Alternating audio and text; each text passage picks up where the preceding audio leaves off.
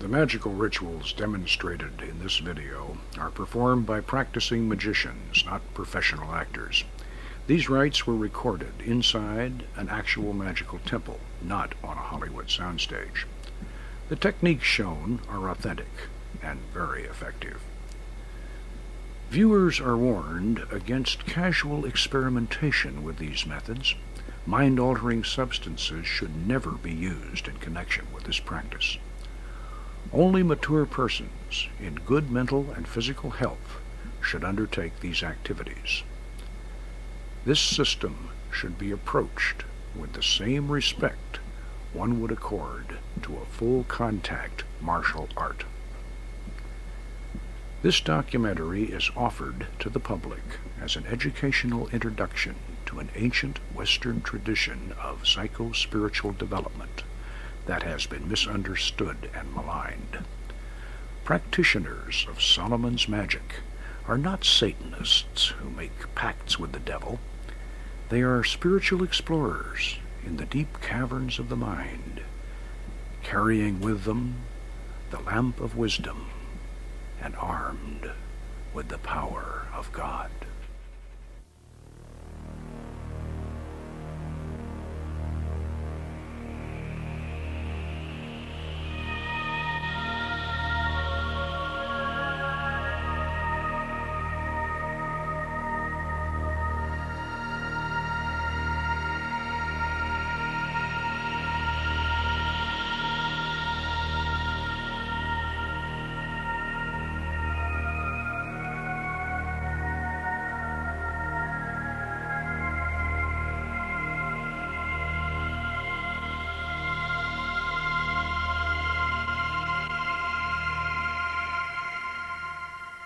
These be the 72 mighty kings and princes which King Solomon commanded into a vessel of brass, together with their legions.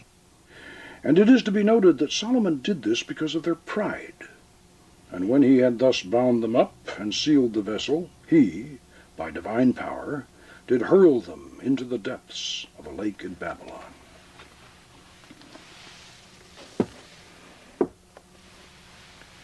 I'm Poke Runyon. I'm a cultural anthropologist and a ceremonial magician. For the past 25 years, I've been studying and practicing our own culture's unique and powerful form of shamanism, while other anthropologists have completely ignored it. I've been fortunate enough to rediscover and reconstruct the actual techniques of ancient Western ceremonial magic.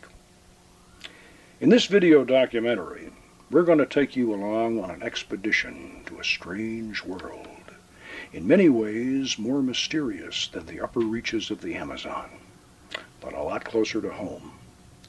For the very first time, we're going to show you the actual methods by which wizards and warlocks of olden times invoked holy angels and evoked lesser spirits to visible appearance and even had conversations with them. What you're going to see is real. These techniques are just as effective today as they were 1,000 years ago. These methods have nothing to do with mind-altering drugs, and you don't even need any special psychic talent. These are the secrets of a lost art that anyone with imagination and determination can master. My personal magical adventure started back in 1969. At that time, I was a reclusive bachelor eking out a living writing pulp fiction for paperbacks and men's magazines. After years of pounding a typewriter while chain-smoking and constantly drinking coffee, my chronic indigestion finally turned into gut-wrenching stomach pains. The condition was misdiagnosed as an ulcer. Now, at that time, ulcers were thought to be psychosomatic, so being a macho former Green Beret, I wasn't about to become Casper and have to eat milquetoast. No sissy neurotic disease like an ulcer was going to change my lifestyle. So I set out to heal myself through mastering self-hypnosis. In desperation, I learned the art quickly and was able to suppress the pain. But then it would come back, and it would be even worse. and I took myself about as deep into trance as anyone has ever gone, but I could not heal that ulcer, because, as the doctors finally discovered when I was almost dead, I was carrying within me a gallbladder that had turned to solid rock. In the latter stages of my illness, I was in a state that I now realize was a toxic psychosis. In my desperate attempt to cure myself, I had gone beyond self-hypnosis into the study of Tibetan tantric yoga, and finally, to what was at that time the least known and most forbidden of all the spiritual paths, Western ritual magic.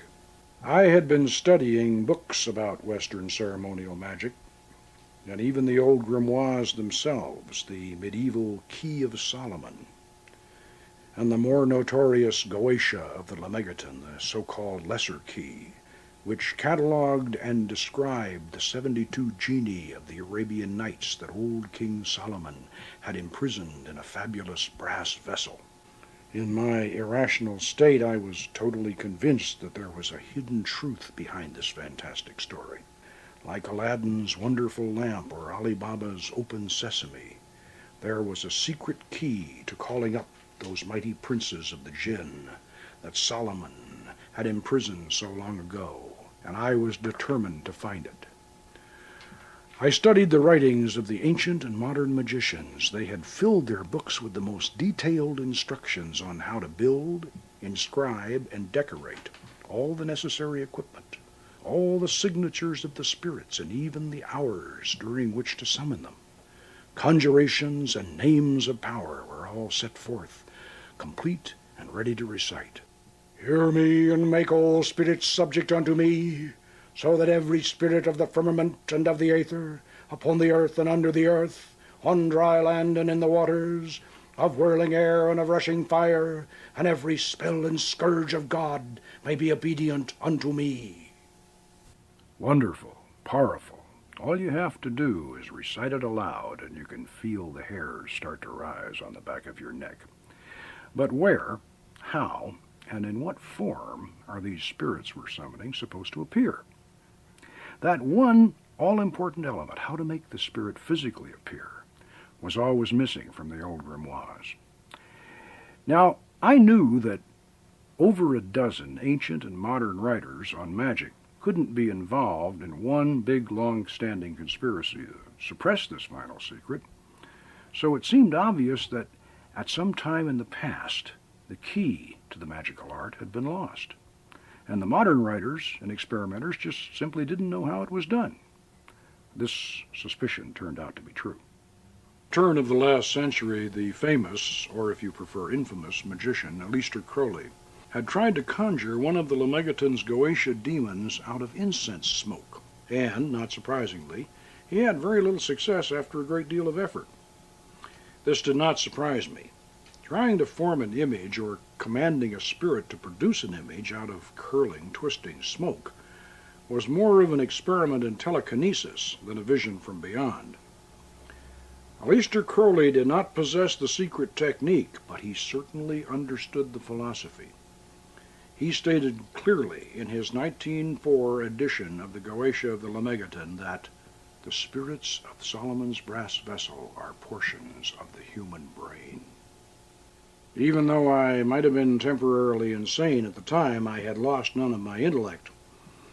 I knew that magical visions were certainly hypnotic.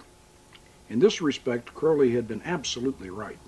Solomon's genii would not come forth from caverns beneath the earth. They would rise out of the nether reaches of the deep mind. I noticed that the sigils of the Lemegeton's Goetia spirits were very similar to the vevés of Caribbean voodoo. I had done extensive research on voodoo for one of my adventure novels published in 1967. I knew the voodoo trance, wherein the participant becomes possessed by the spirit, was known to be hypnotic. The focal point of these ceremonies was the vevé of the Ogun, drawn on the ground and illuminated by candles. Somehow this symbolic signature helped to bring forth the vision. At this point, your high school science teacher might be saying, well, if all this magic is only in the mind, Weren't those old wizards and even the modern magicians like that Crowley fellow just using their imagination? Yes, they certainly were. But the human imagination, inspired by its divine creator, is the most powerful force in the universe. A river of hopes and dreams that bears us all along on its flowing course, from the beginning to the end of time, from planet Earth out to the farthest star. Let us recall a few lines from the greatest of the Romantic poets, William Wordsworth. Of shouting angels in the imperial thrones, I pass them unalarmed.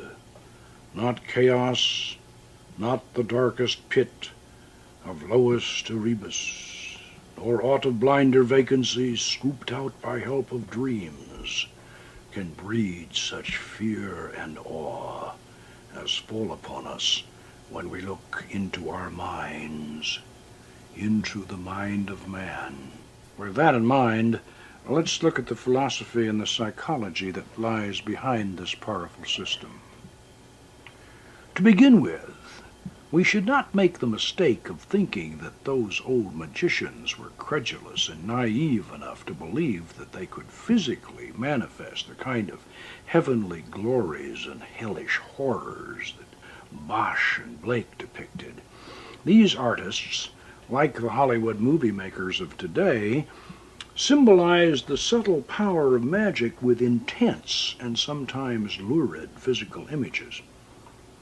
In magical operations, the roof does not fly off as choirs of angels descend in blinding rays of light, nor does the floor crack open to disgorge a horde of fire-breathing demons. The actual effects of magic are very powerful, but they are also subtle and subjective. As Cornelius Agrippa, one of the greatest of the Renaissance magicians, explained, there is another meaning than what is writ in the bare letters about this magical art. We must not look for the principle of these grand operations outside of ourselves. It is that internal spirit within us which can very well perform whatsoever the monstrous mathematicians, the prodigious magicians, the wonderful alchemists, and the bewitching necromancers can effect. Heinrich Cornelius Agrippa was certainly an honored philosopher and magus, but we should remember that King Solomon was considered to have been the wisest man who ever lived. The wisdom of Solomon was proverbial. Therefore, we should not be surprised to discover that Solomon's art of magic was actually an ancient system of psychology. But before we assume that the spirits of our brass vessel are merely a collection of private individual fantasies and yearnings, we must remember that the ancient philosopher known as Hermes Trismegistus, called thrice greatest Hermes, declared in his famous emerald tablet, "True it is, without falsehood, certain and most true, that that which is above is like to that which is below, and that which is below is like to that which is above, to accomplish the miracles of one thing." Based upon this profound revelation, the Magi of classical times, the later medieval sorcerers, and the Renaissance magicians believed that the human mind was a miniature functioning model of the vast universe itself. The greater universe could be manipulated by magical operations within the personal sphere. Hermes Trismegistus had even gone so far as to suggest that in days of old men had created their own lesser gods. An ancient, outmoded, superstitious belief, your high school science teacher might say. Well, ancient, yes, but hardly obsolete. After 2,000 years, this strange statement by the original founder of Hermetic philosophy was finally explained in modern terms by the eminent psychologist Carl Gustav Jung. In the 1920s, Jung presented his revolutionary theory that beneath and beyond the personal subconscious mind there flowed a vast deep sea of dream images and forgotten lore. He referred to this as the collective unconscious. This mysterious psychic ocean was not the exclusive property of any individual human being. It was a dimension shared by all of us. Here one might discover the great archetypes of mythology, the heroes, the beautiful courtesans, the martyred saints, and the monstrous villains of our past. Here were the mysterious man-created gods, which Hermes Trismegistus had written about so long ago. And here were the demons of King Solomon's brass vessel. Jung's famous colleague, Sigmund Freud, was quick to realize the significance of what Jung had discovered, or rediscovered, and Freud was horrified by it. "Carl," he whispered, "you must not present this theory to the public, for if you do, you will release a black flood of occultism." But it would take more than Carl Jung's archetype and collective unconscious theories to release this flood of occultism that Freud feared. Theories by themselves do not produce results. For results, the magician still depends today, as he did thousands of years ago, on methods and techniques. Since time immemorial, magicians have placed themselves and others into states of trance, during which visions and oracles were received. We now know that this process was hypnotic, and that all the phenomenon we have come to associate with modern hypnosis was in fact known and practiced by ancient sorcerers under the guise of fascination, spellcasting, and enchantment.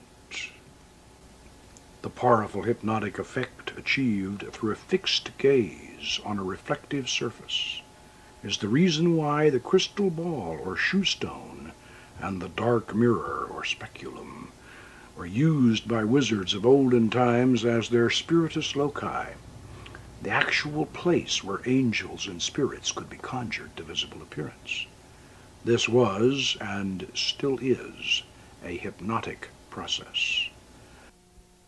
And yet the final secret of how to employ these magical aids was always missing. With all the atmosphere, the philosophy, the paraphernalia, the powerful conjurations, and the hypnotic effects, a spontaneous vision in the crystal or in the dark mirror always depended upon some special psychic ability. One had to be a natural medium.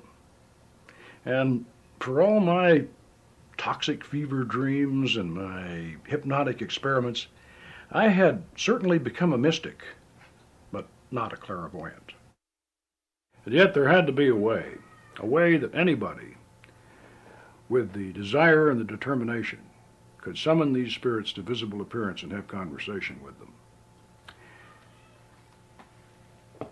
I tried placing a crystal ball in the triangle, but then when I stepped back inside the magic circle, as the operator was supposed to do according to the ancient texts, the 60-millimeter ball appeared the size of a doorknob. I knew that the crystal had to be used inside the circle for the invocation of the angels. And yet, we had to put something in that triangle. Something fascinating, something hypnotic, and something large enough to provide a viewing surface. Yes, the speculum, the dark mirror, and what better entrance into those caverns measureless to man the poet Coleridge had envisioned in his mystic eye. It had to be the dark mirror. But how to use it? How to make it actually work, I asked myself. And then something that I had read the year before jogged my memory.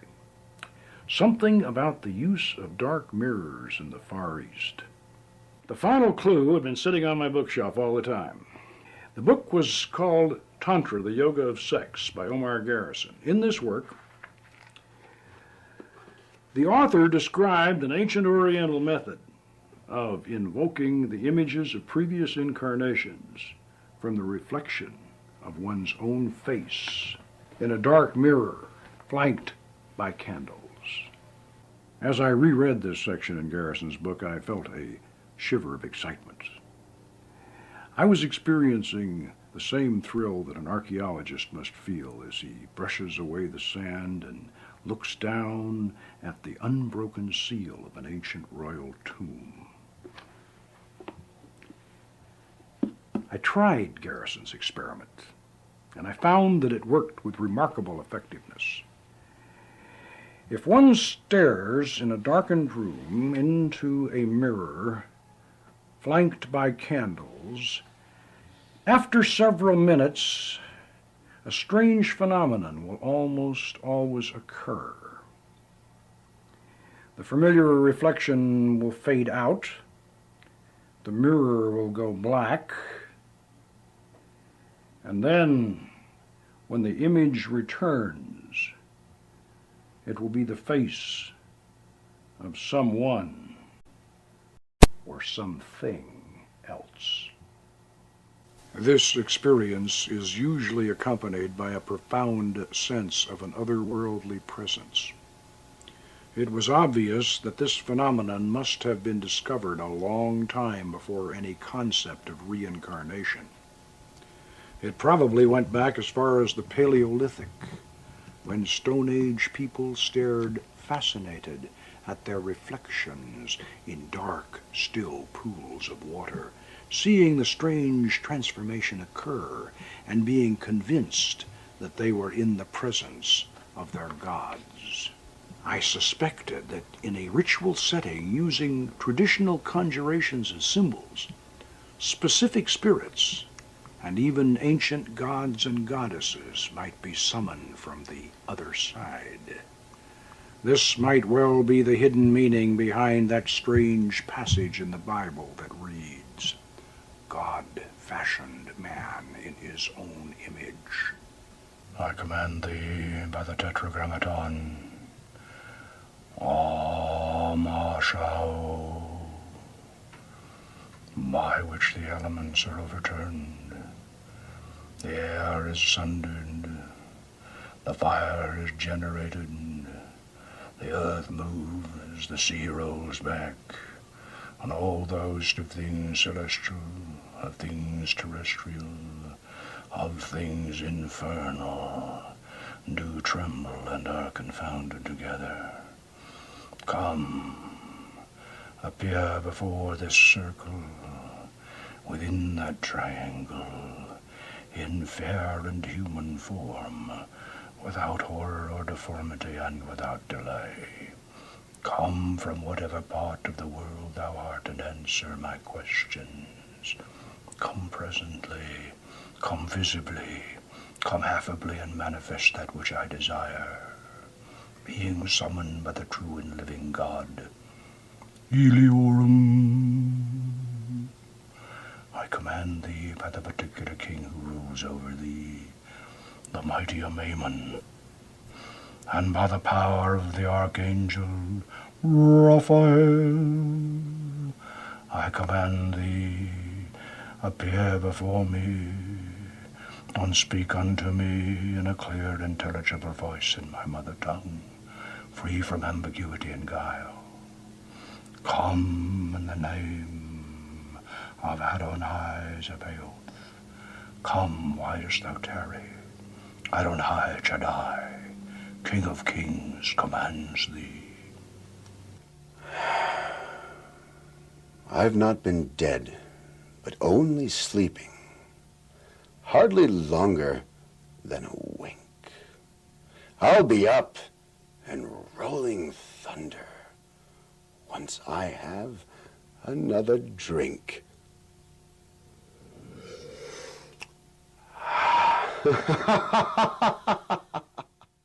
After this discovery, the use of the magic mirror in an elevated triangle seemed obvious. This 17th century Lemegeton manuscript clearly shows a large, black-filled circle in the center of Solomon's triangle. Notice that the instructions written around the triangle say 2 foot off from the circle and 3 foot over, not 3 foot across as the published version has it. The triangle was intended to be raised up to eye level.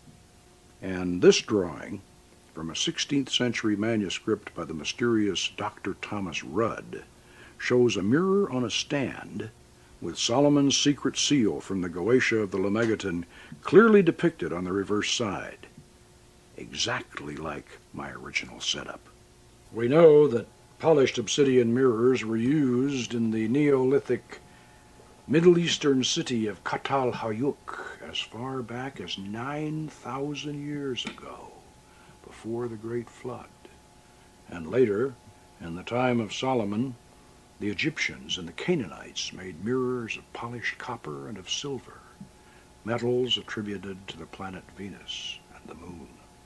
I extended my experiments to include others, and I soon discovered that it was even more effective if the magician stood behind a passive receiver who could then concentrate totally on the mirror. Under the power of the Archangel Uriel, through the angel Mendiel, in the realm of the king Zemanar, command thee by Barlamensis, Aliciensis, Palmantia, Apollodosaedi. I am here.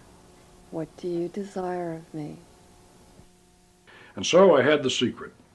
Like Dr. Frankenstein, I had learned how to do it. But even though I may have been just as obsessed as the fictional Victor Frankenstein, I didn't want to make his mistake.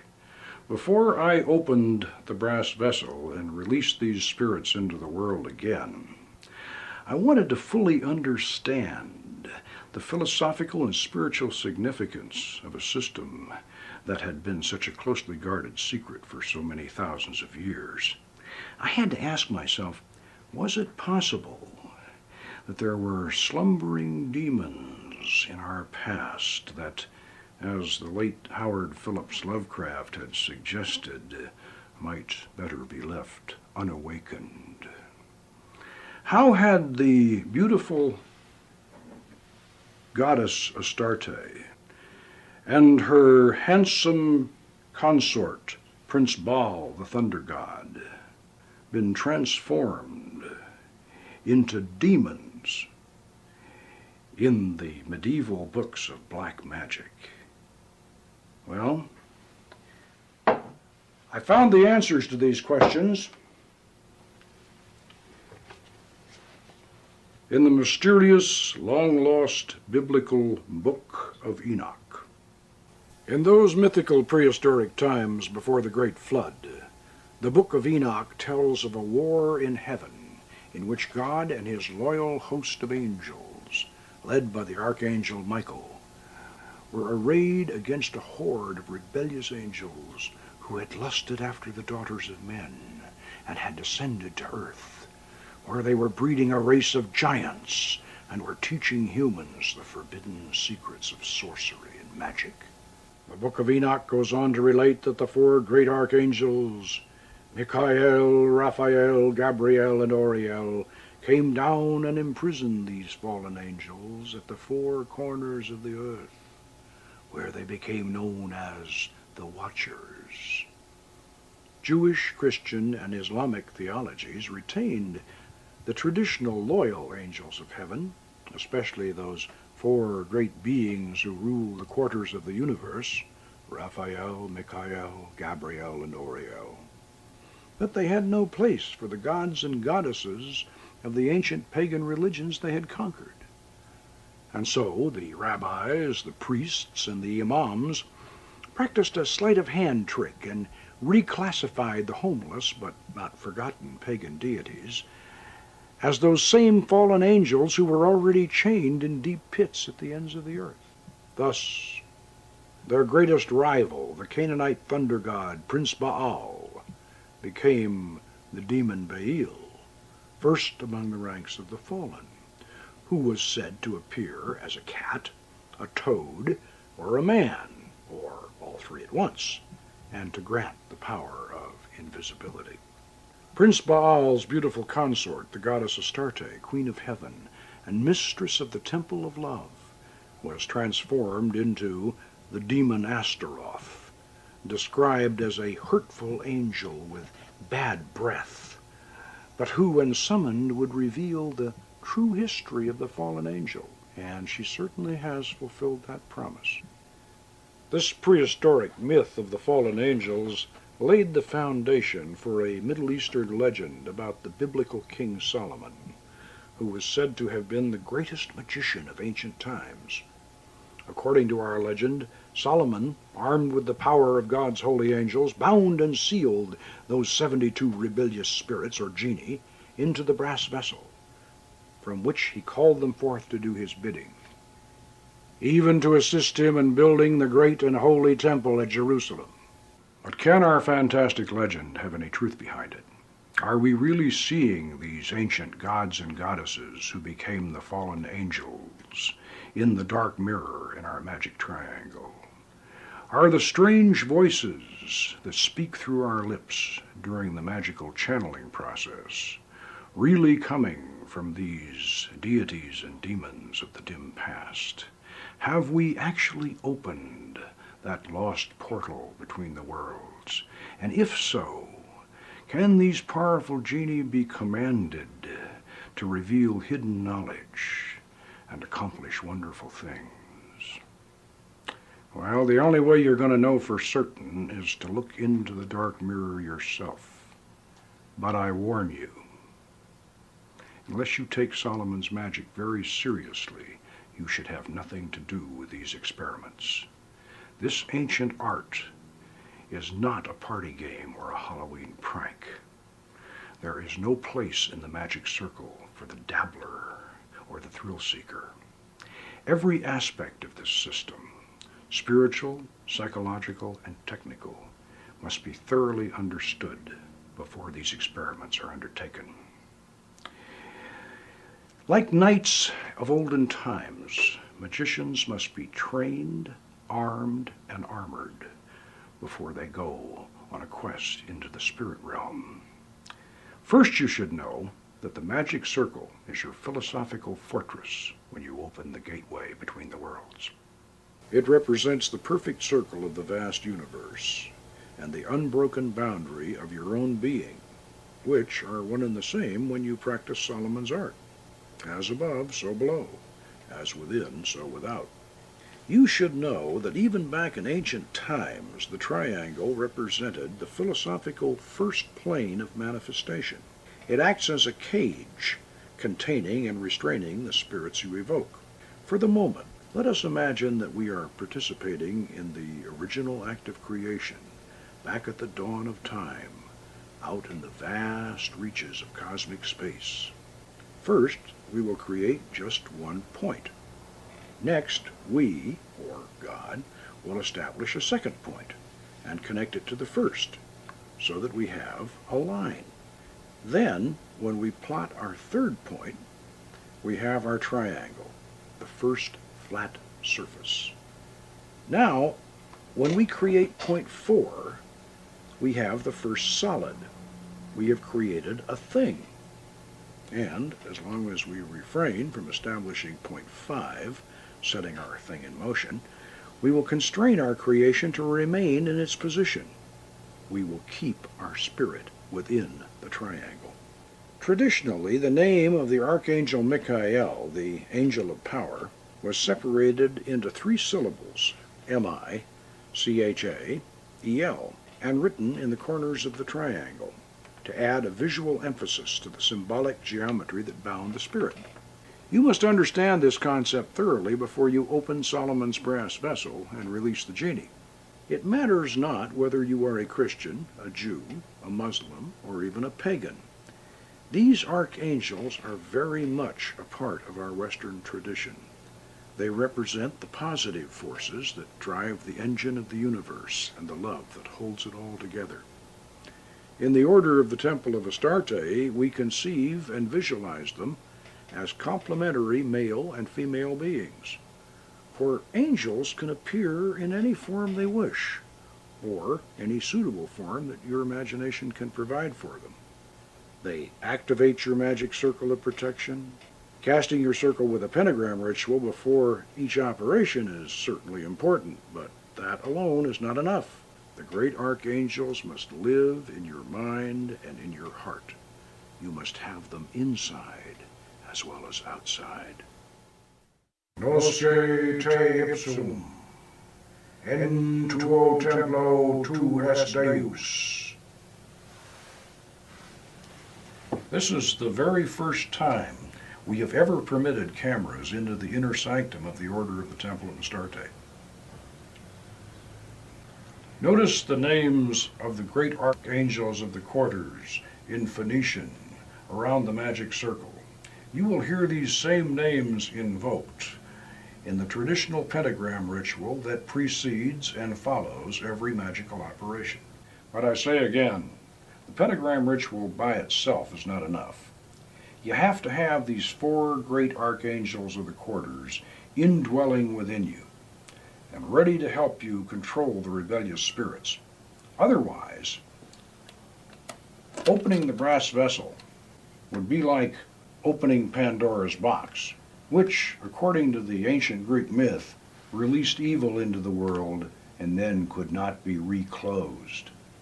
Therefore, you must first master the art of angelic invocation before you proceed to its darker counterpart, the evocation of Solomon's 72 spirits.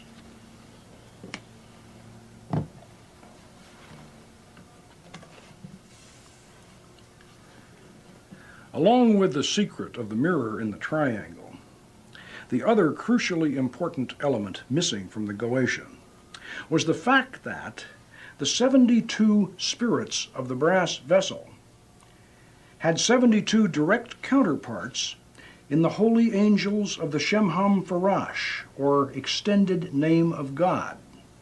Now these derived or suffix angels are not as personified as the archangels of the quarters or the angels of the planetary spheres, but they do provide a direct channel of power through which the four archangels of the quarters control each and every one of the spirits of the brass vessel.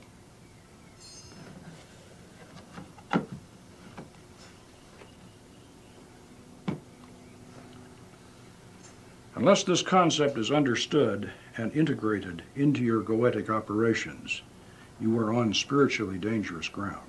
These Shemham Farash angels even have their own sigils, and there is a short invocation for each one of them. The careful operator should use both. And before anyone in the Order of the Temple of Astarte is allowed to participate in goetic operations, we insist that they experience a series of 4 archangelic invocations. So how do we invoke the archangels? Well, there's another book in the Lemegeton Compendium that probably should have been published with the Goetia. It's called the Almadel of Solomon, and gives us a very effective method for invoking, and by that I mean calling down the angels. The original Almadel was a tabletop device made entirely of wax. This was an ingenious design. The square slab of wax had holes at each corner through which the 4 candles were inserted, leaving enough length below to raise the little platform high enough so that a small incense burner could be placed beneath it, from where the incense fumes could rise through another set of holes to envelop the crystal shoe stone in mysterious tendrils of fragrant smoke, thus adding to the hypnotic effect. As with the Goetia, the secrets of the Almadel were not clearly explained in the Lemegeton. I had to use equal measures of scholarship and inspiration to reconstruct and fine-tune the system. But the effort was certainly worth the trouble, because the Almadel angels control the Goetia spirits. I know that statement may be surprising to some magical scholars who never look beyond, to quote Cornelius Agrippa again, what is writ in the bare letters. The Almadel's angels are not arranged in an ascending hierarchy. They are attributed to the 4 quarters and the 12 signs of the zodiac, with each of the 4 quarters governing the 3 astrological signs particular to its nature. In other words, the signs of air, fire, water, and earth, which we know are governed by the 4 great archangels of the quarters, Raphael, Michael, Gabriel, and Oriel. Realizing this, we can simply disregard the late 17th century hodgepodge of garbled angelic names the Lemegeton's scribe has attributed to these altitudes, and thus restore the Almadel system to its full power and purpose, as shown here in our master mandala. Each of the 4 great archangels of the quarters empower 3 sets of 6 Shimham Farash angels, who in turn control 3 sets of 6 counterpart Goetia spirits, which are distributed, 2 to each of the 36 decans, or 10-degree divisions of an astrological sign. This occurs in similar order all around the zodiac. If you find this confusing at first glance, you can study the Master Mandala in the companion book to this video, the Book of Solomon's Magic. The design may appear complicated, but it is actually quite simple and easy to work with. You will note that our modern Almadel is combined with the traditional double cube altar. We have shielded the candles at the 4 corners, and an incense chamber below has been added, with slots cut around the central compass rose to allow the rising smoke to surround our crystal shoe stone, which is placed on our master mandala that unifies the Goetia and Almadel systems in one all-encompassing design. Notice that we've placed low stools around the foot of the altar so that 4 or more people may sit and gaze up at the smoke-shrouded crystal haloed in spectral light, with nothing else in their field of vision. Now, let's see how this works in actual practice. Before every magical operation, whether of invocation or evocation, we open our circle and call down the archangelic guardians of the quarters with a Golden Dawn style invoking ritual of the lesser pentagram, and at the conclusion of the ceremony we will employ the banishing version of the same rite to close and seal the gateway between the worlds. Ata, Malkut, Vegabura, Vegaduda, Deolam, Om.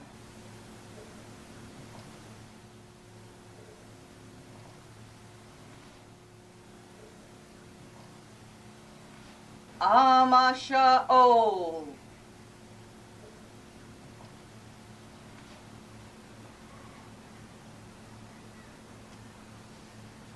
Adonai.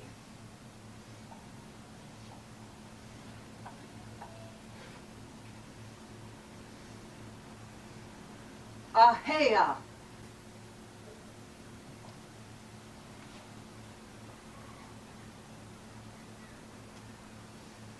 Ata, Gibor, Leolam, Adonai. Before me, Raphael. Behind me, Gabriel. At my right hand, Michael. At my left hand, Oriel. Around us flame the pentagrams. Above us shines the 6-rayed star. Ata, Malkut, Vegabura, Vegadula, Leolam, Om. We call thee, great Archangel Raphael, in the name of Tetragrammaton, Amashao. Come to us, O guardian of the eastern quadrant, master teacher, loving healer, wielder of the sword of truth, and lord of the aerial realm. Come, we beseech thy presence here upon this holy table. Shine forth from this pellucid crystal. Grant us a glimpse of thy glory and a whisper of thy wisdom. Raphael, Raphael, Raphael,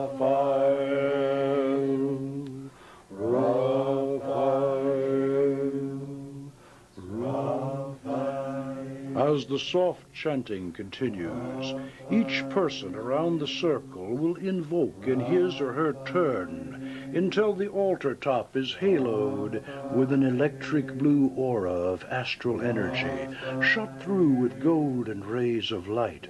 Then you know you are on holy ground, and the angel may speak through any one of you. You may not see Raphael in the crystal, but you will certainly sense his presence. You will feel his power, and his voice will speak within you. Until you have made such a connection and established such a bond with all four of the archangels, you must not venture further into the darker realms of Solomon's magic. Great Archangel Michael, guardian of the southern quadrant, master of the sacred lands, warrior and defender, lord of the realm of fire, come, grant us a measure of thy power and a warning of any dangers that might lie before us. Great Archangel Gabriel, guardian of the western quadrant, lady of the waters and mistress of the Holy Grail, quicken within us the faculties of sympathy and of intuition. Grant us a glimpse of thy mystic grace and an oracle from thy vast dark ocean of understanding. Great Archangel Auriel, guardian of the northern quadrant, lady of the earth and mistress of the holy pantacle of art, bring us in harmony with nature's cycle and make fertile all our just desires. Bestow upon us thy love and lead us unto thy treasures. In the name of Adonai, Haaretz, Auriel, Auriel, Auriel,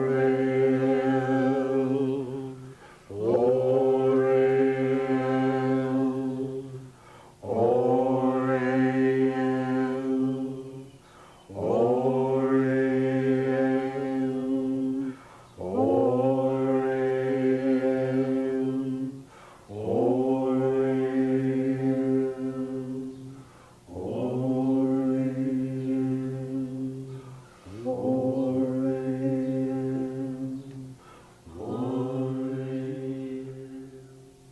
Remember, you're invoking these angels, not evoking them. Evocation means bringing something out of yourself. Invocation's like praying. You're calling them down from above, you're inviting them to visit you, you're asking them for their help. So you shouldn't command them, and you certainly shouldn't banish them after the operation is over. You thank them, you ask them to come again, and you bid them hail and farewell. Now that we have the four great archangels of the quadrants firmly on our side, we're ready to open Solomon's brass vessel and call forth the genie to appear in the dark mirror on the triangle of art. As an example, we're going to summon the spirit Astaroth, who is described in the Goetia as a great and powerful duke whose lamen is to be made out of copper. Copper is the metal attributed to the planet Venus. This is appropriate because the spirit Astaroth is actually the ancient Canaanite goddess Astarte. Therefore, we will operate as if we are evoking her in the seventh Kabbalistic sphere of Netzach, with the understanding that all operations of the Goetia take place in the lunar sphere of Yesod.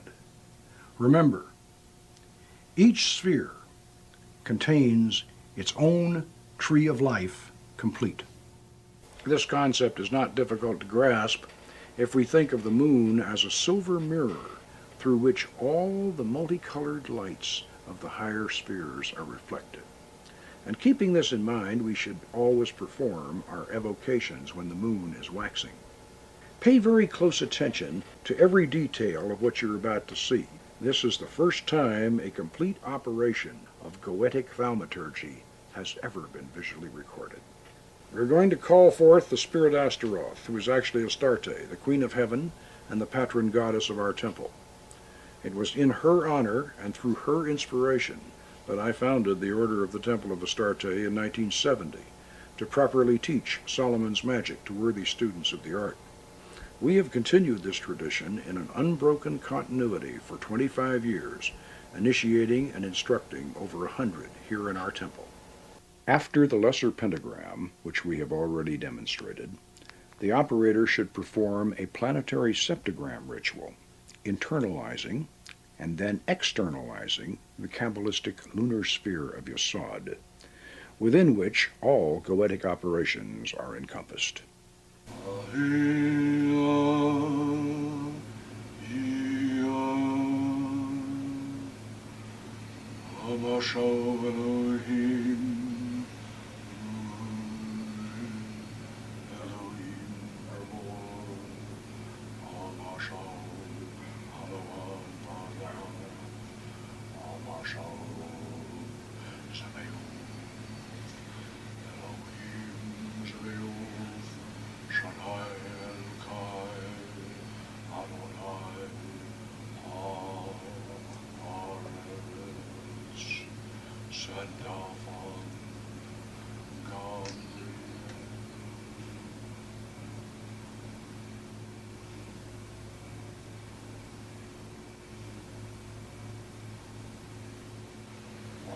Ararita Shaddai El Kai.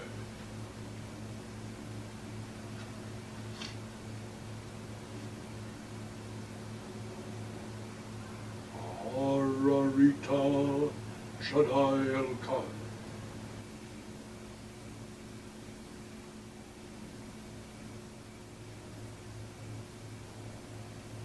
Ararita Shaddai El Kai.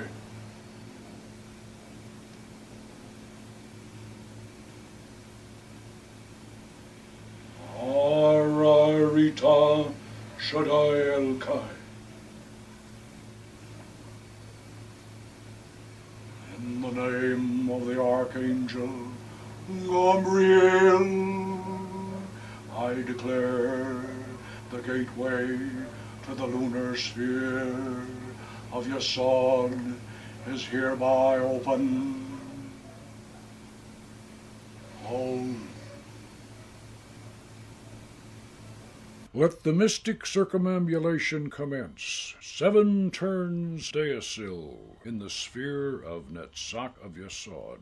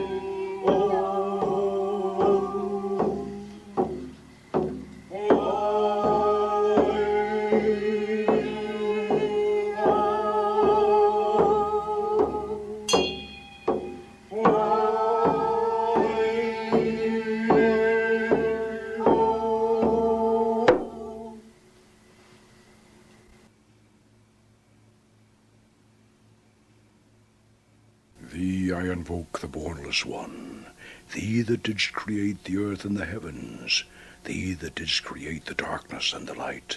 Thou art Osiris and Ophrys, Osiris the beautiful, whom no one hath seen at any time. Thou hast distinguished between the just and the unjust.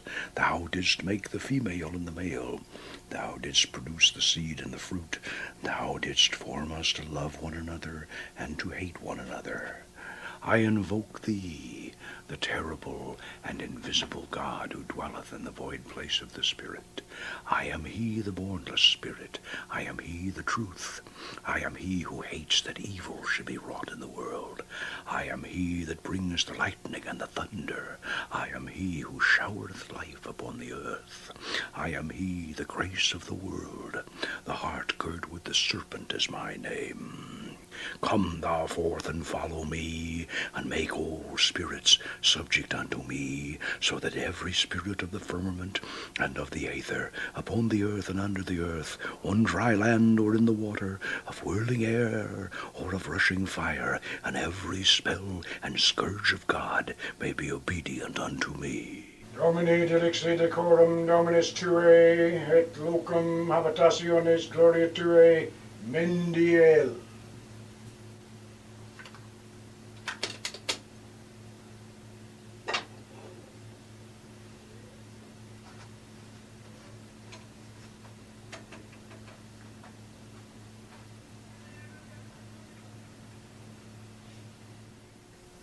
I conjure thee, Spirit Astaroth. I supplicate thee, Goddess Astarte. I conjure thee in the northern quadrant, under the power of the Archangel Uriel, through the angel Mendiel,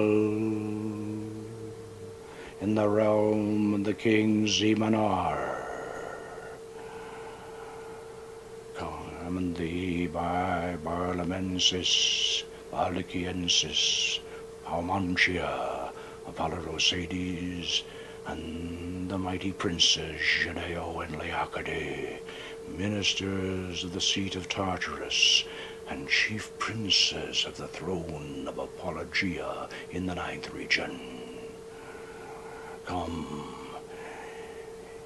in the holy and glorious names, Yah, Hamashau Elohim, Ul, Elohim Gabor, Amashau Alavavadas, Amashau Zebaoth. Come, appear before this circle, within that triangle, in fair and human form, without horror or deformity, and without delay. Come from whatever part of the world thou art, and answer my questions. Come humbly, come visibly, come affably, and manifest that which I desire. Being summoned by the true and living God, Eliorum,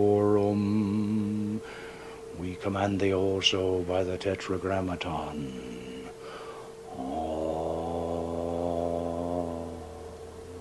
Ma, Sha, O. Why the elements are overturned, this air is sundered, sea rolls back, the fire is generated, the earth moves, and all the host of things celestial, of things terrestrial, of things infernal, do tremble and are confounded together. Come, appear before us affably, and speak unto us in a clear, intelligible voice in our mother tongue, free from ambiguity and guile. Come in the name of Adonai Zebaoth. Come, why dost thou tarry? Adonai Shaddai, King of kings, commands thee.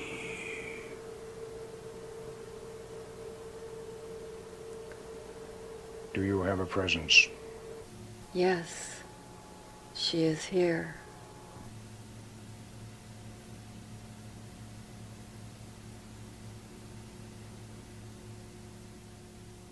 We welcome you, Goddess Astarte. We apologize for summoning you with such strong incantations, but we hasten to declare that we command only that portion of you that dwells within us. Your higher presence we hold in true reverence and serve in all humility.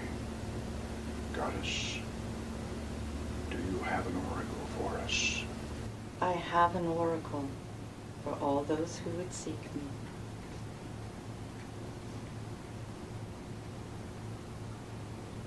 Each priestess must call me forth through her own image and in her own time.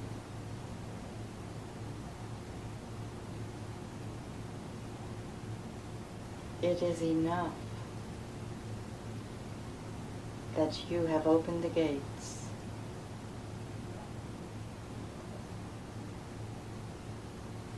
Now, each one must make her own sacred journey. Great Goddess Astarte, we thank thee for having attended our rites and granting our wishes. And as we release your special presence to return to your lovely realm, we ask that your essence remain stronger within us. And we ask that you return to us when called by the rites of holy magic. Hail and farewell.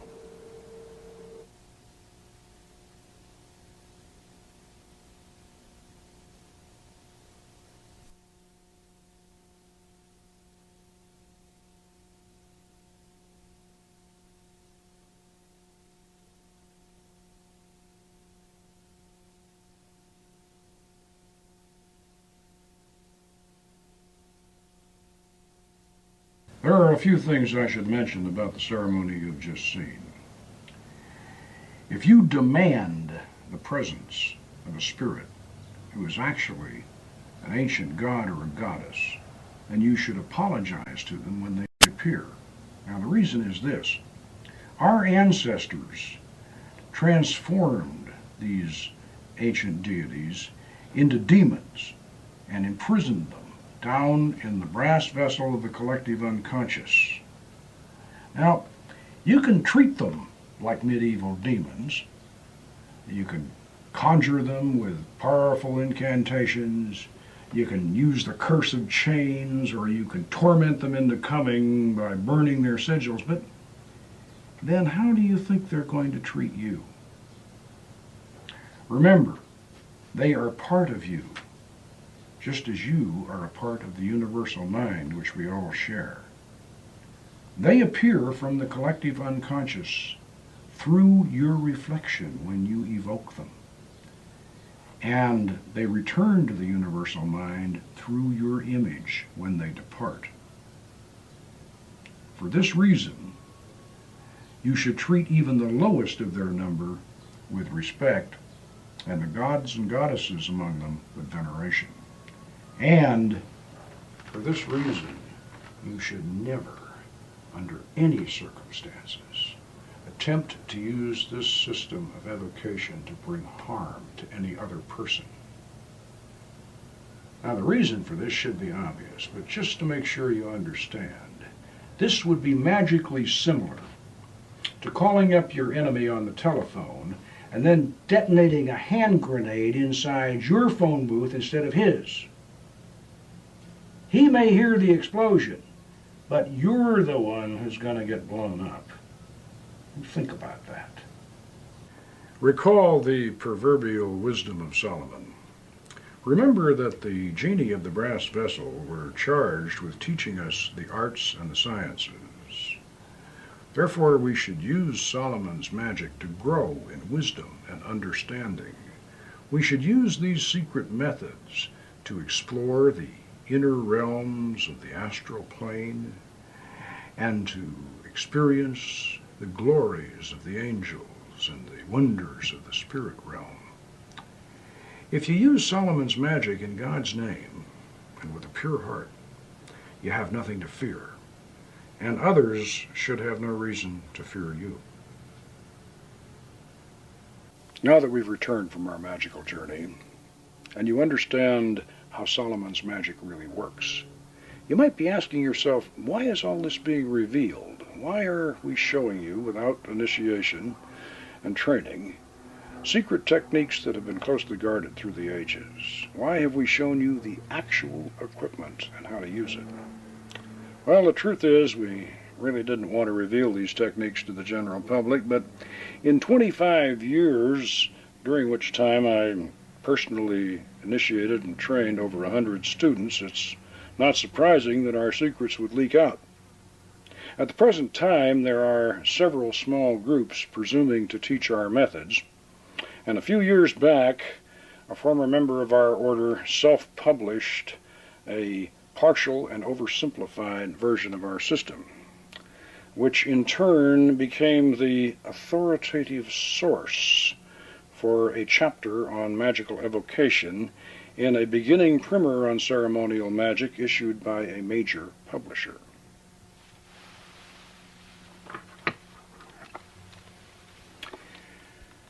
Recalling the magical misadventures of that world-famous mouse in Walt Disney's film Fantasia, we might say that these apprentice sorcerers have opened the brass vessel and let out all the spirits, which has compelled me to come down from my wizard's tower and show you how to get them all back in again.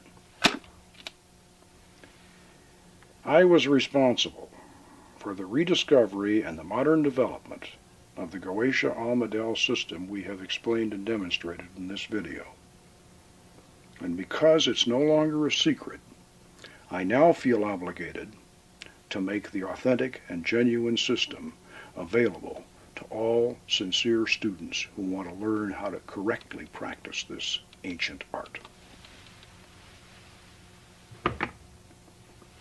If you wish to research more deeply into the Solomonic system, please refer to the Book of Solomon's Magic by Poke Runyon.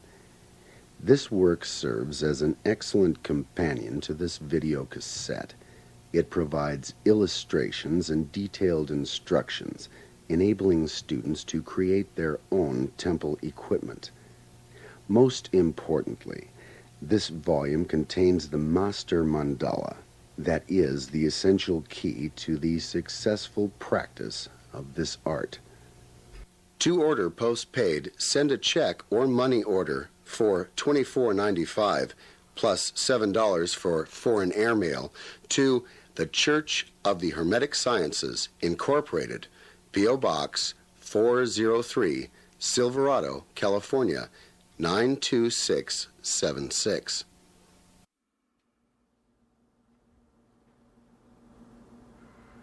I'm Poke Runyon, and the year is 2003. We first released the Magic of Solomon video in VHS format in 1996. Since that date, it has sold thousands of copies. You have just seen the completely remastered, enhanced DVD version of this occult classic released for the 21st century. Now, before we show you the historic OTA footage that we promised, I should make a slight correction on a statement that I made in the original version. Now you'll recall that when we opened the temple sequence, I said, "This is the first time we have permitted cameras inside our temple." I should have qualified that statement because 24 years earlier, over in our Lake Avenue, Pasadena temple, one of our members shot film footage of early OTA operations. This film footage was shown on a nationwide network TV show in 1974, and it was rebroadcast in 1975. What you will see is an early version of the OTA Communion of the Elements ceremony and excerpts from a demonstration goetic operation. If you look closely, you will see the upright triangle with the dark mirror in the center, and in reverse you will see the seeress holding the evocation candles, while you see the magus, myself, behind her, intoning the conjuration and manipulating the wand. Watch closely. So Mr. Poke Runyon, who by day is a salesman, by night is Grand Master of the OTA, the Order of the Temple of Astarte. Am I saying that correct, Mr. Runyon? This is a pagan organization which has as its focus the study and practice of ceremonial magic. And Mr. Runyon has with him this evening a bit of film, I believe, which we'll be seeing a little bit later on. But before we show that, I'd like to ask Mr. Runyon first about the Temple of Astarte and ceremonial magic. Is it similar to what Isaac and Ed, I was almost going to say Fitch the Witch again, Ed had been talking about here for the first half hour? There are a lot of similarities. There are some differences. I think the main differences in it is that ceremonial magic is it has a biblical base. And when I say a biblical base, I don't mean that it's necessarily Christian or it's necessarily Jewish. What I mean is that it derives from a biblical mythology, so to speak. It also has something to do with the legend of Solomon containing the spirits in the brass bottle. You know, the Arabian Nights, the old Arabian Nights story? And the idea is, in ceremonial magic, is that one uses the names of power, the various names of God from the ancient Hebrew Kabbalah, to unlock this brass bottle and release these genies, so to speak. Now, actually, these genies are ancient pagan gods. Now, in our particular tradition, they're the gods of ancient Phoenicia or ancient Canaan, the gods of Mesopotamia, and the gods of Egypt. So we're a sort of a Middle Eastern Palestinian tradition, whereas the witchcraft cult is primarily drawing their mythology from Europe, from the Celtic and the Greek and the European tradition. Would turning wine into water be called ceremonial magic? No, I wouldn't call it ceremonial magic. I'd call it a good trick if you could do it. I'm told he did it. Now, let's take a look at this little bit of film, and maybe you can set up what we're going to see here. Right? This will be coming up in just a few seconds. This is... Right. What you're seeing here is an entrance circumambulation into the OTA temple. The members are coming in and preparing to receive the opening charges, which they'll be receiving as they open the lodge. Now, here is the high priestess opening the temple, and the lights of the lodge, of course, will be lit. This is a communion of the elements. This is a mass of 7 sacraments. You see the dagger and the cup that Ed was talking about there a little while ago. This is a tradition we share with the witchcraft cult. And this communion of the elements takes place around the magic circle, which we'll see in a little bit. The priest and the priestess here are sharing the elements of the communion between themselves before they administer it to the celebrants. Here she is holding the bread and the salt on the pentacle of earth. This is one of the 4 magical weapons. The priest, as you see, is holding the wand. These weapons in our tradition do relate to the Holy Grail legend. There is, of course, the wand, or there's the magic circle you see there, with the name of Raphael, I believe, is the angel we have in that eastern quadrant. The celebrants are going around the circle, deosil, or clockwise, and receiving each of these 4 elements. They will inhale the incense, and they'll take the bread and the salt they'll drink the wine, and they'll pass their hands over the fire. So you see, this actually has two more essential elements. Just for the basis of comparison, could the magic circle be compared to a tabernacle or to a sanctuary of sorts within the temple? Not exactly. I think the better analogy, Tom, would be that it would be a representation of the universe itself. It represents, the circular aspect represents the universe itself, and of course the pentagram in the center of it represents man. You know, the six-pointed star is here. Now here we have an actual ceremonial magic operation. This is one of these operations where we summon a spirit from the brass bottle in the Arabian Nights.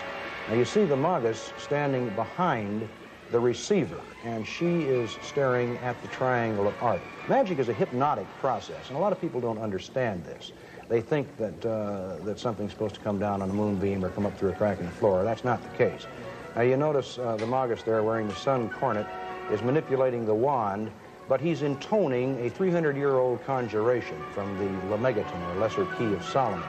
The receiver there, or the seeress, is holding the evocation candle, staring at the triangle of art. She is in a trance, and she will evoke one of these god forms from her deep mind, or her unconscious, if you will, and she will see it as an extra-personalized entity outside the circle. After what you've just seen, there can be no doubt that we were the original innovators and developers of the dark mirror facial reflection method of Solomon's goetic evocation. Thank you for your continued interest and your support. Before we close, I'd like to call your attention to our other video production, The Dark Mirror of Magic, the Visago Millennium Prophecy, which is now also available on an extended DVD version. This is a complete record of a goetic operation in which a major prophecy for the new millennium was revealed and is already coming true. And finally, watch for the new, expanded, and revised second edition of the Book of Solomon's Magic, which is the essential companion volume to both of our video productions. Good magic, and Goddess bless. In closing, please remember that Solomon's Magic is a valid spiritual and philosophical art form. It is also a very powerful system of personal transformation that should not be misused. Anyone with neurological or psychological problems should consult a medical professional before undertaking these experiments. The Order of the Temple of Astarte does not train persons under the age of 18 in magical evocation. We recommend that this policy be followed by any person or group using the techniques we have demonstrated. This is not an activity for children or impressionable teenagers. The preceding documentary was introductory. The producers of this video may not be held responsible for any ill effects that might result from attempts to replicate these methods without further instructions and training. Aima Hanoga, Aima Malka, Ata Gibor Leolam. The work is finished. The temple is closed.